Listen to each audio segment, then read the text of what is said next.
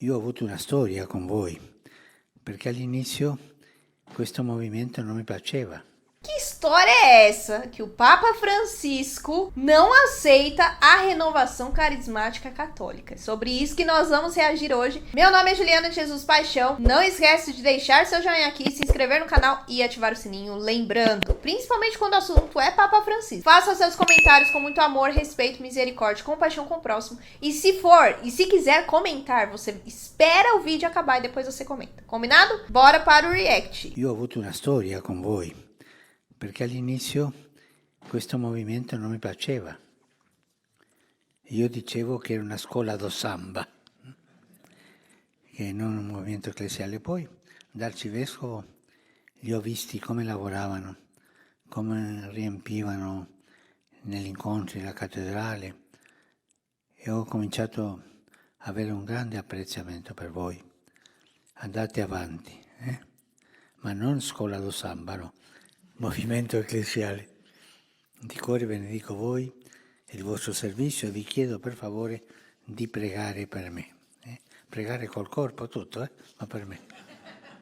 Bom, como eu sempre faço nos reacts, né, de Instagram, eu vou ler aqui também a legenda, né? Uma escola de samba foi o que pensou o Papa Francisco dos carismáticos antes de conhecê-lo. A revelação foi feita pelo próprio pontífice ao receber nesta manhã de sábado, 20 de janeiro, 85 membros do Conselho Nacional da Renovação Carismática na Itália.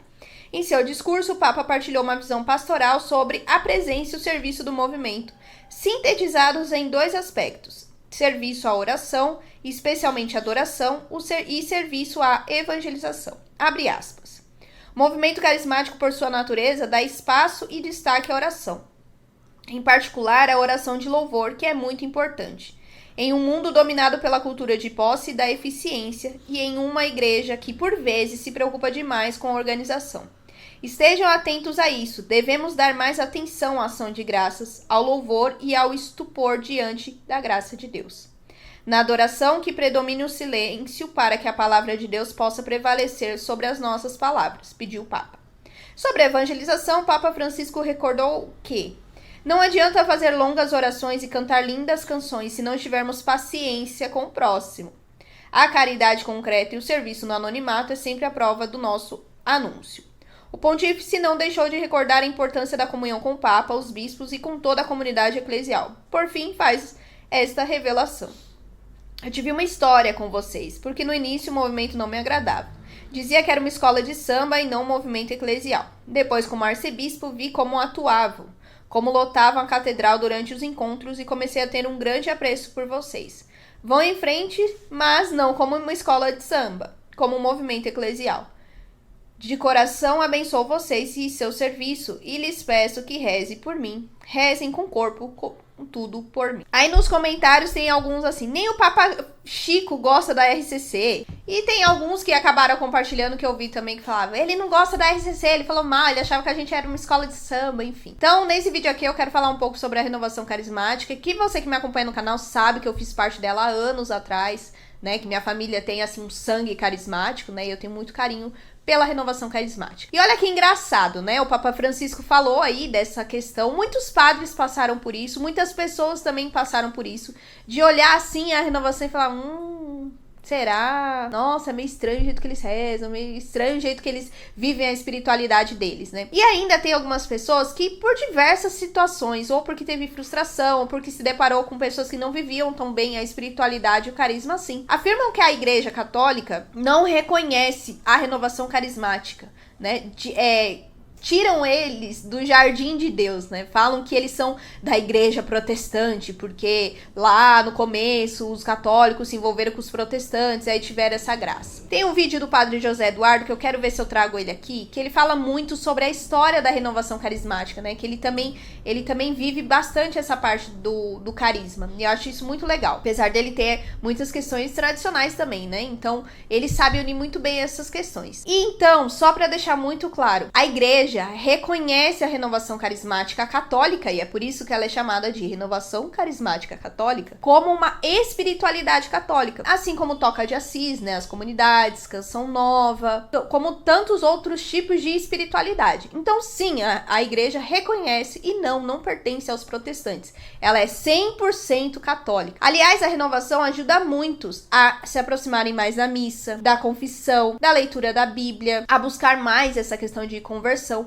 Ju, mas tem gente que é exagerada. Tem gente que é exagerada, como tem inúmeras dentro da espiritualidade, assim como tem pessoas que são exageradas e doidas fora da igreja também. Então isso também vai ter, porque nós somos seres humanos, né? E olha que fato engraçado, né? Que o Papa Francisco falou isso e na época eu não sabia, eu soube depois, né? Um dos primeiros papas que teve esse encontro, assim, participou de um encontro dedicado à renovação carismática católica foi o Papa Francisco. E esse primeiro encontro, que foi em Roma, né? No estádio lá de Roma mesmo, eu estava lá, né? Foi quando eu pude viajar para Roma, para Londres, para Alemanha. Tive a oportunidade de participar desse grande encontro com a renovação carismática. Foi uma experiência maravilhosa. E hoje em dia o Papa Francisco também, sempre que ele pode, ele participa de alguns encontros com a renovação. Por exemplo, esse ano também ele fez uma passagem lá no encontro, que até o Raniero Cantalamessa também fez uma reflexão lá e uma linda pregação, por sinal. E ele teve esse encontro também com eles. Então olha só, ele entendia, ele via de uma forma, mas depois Deus foi mostrando para ele como que ela era aquela espiritualidade. O que o Papa também nos ensina? Muitas vezes nós temos essa barreira com algumas espiritualidades. Porque eu não vivo, porque eu não tenho essa espiritualidade, eu acabo julgando o outro. Por exemplo, houve uma época que muitos não se identificavam com a comunidade Shalom, que tem outra espiritualidade. Mas eles têm, assim, uma espiritualidade incrível. E é engraçado que você, como católico, toda vez você fica meio assim, né, com algumas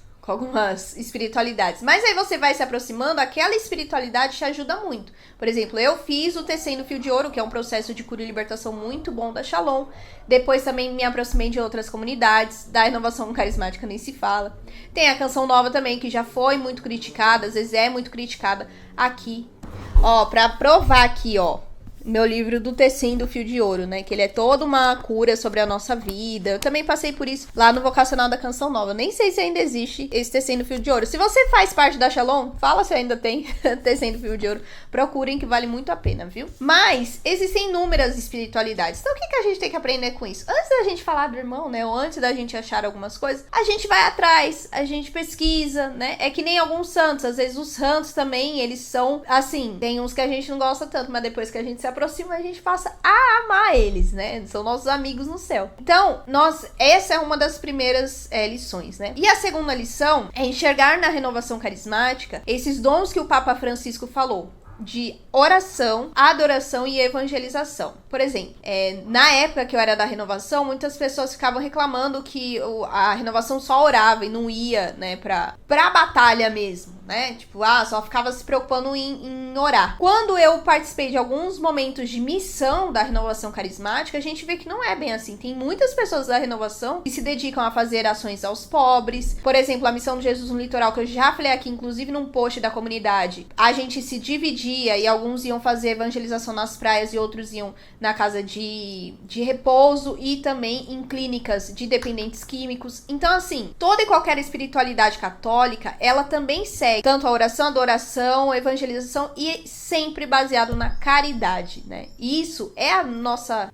Isso tudo é sempre baseado na caridade, que é o amor, né? Por isso que é católica, além de toda a base bíblica, tradição, magistério, né? E principalmente a ligação com o movimento, com a parte de papa, bispo, que antigamente era um pouco difícil, porque eles também não entendiam esse mover do Espírito Santo. Tudo que é muito novo, a gente fica meio, né, assim, respaldado, né, com aquela pulga atrás da orelha. Mas, hoje em dia, a renovação, ela é extremamente obediente, né, está ali sempre debaixo da regência de um bispo e de um padre, que é o diretor espiritual, principalmente do Papa, né? Então, se você aí, né, não é da renovação e gosta de ficar acusando ela de algumas coisas, pesquise sobre a história dela, pesquise bons grupos de oração, né? Para que você tire essa visão aí e conheça um pouco mais desse jardim imenso que é a Igreja Católica. Agora me conta, faz parte da Renovação Carismática? Quantos anos você faz? Quer deixar aqui também o nome do grupo de oração da sua paróquia para que as pessoas possam visitar? Deixa aqui nos comentários, tá bom? Vamos divulgar mais a Renovação Carismática. Ou se você fizer parte de outras comunidades, deixa as informações aqui nos comentários também, tá bom? Não esquece de fazê-los com muito amor, respeito, misericórdia e compaixão com o próximo.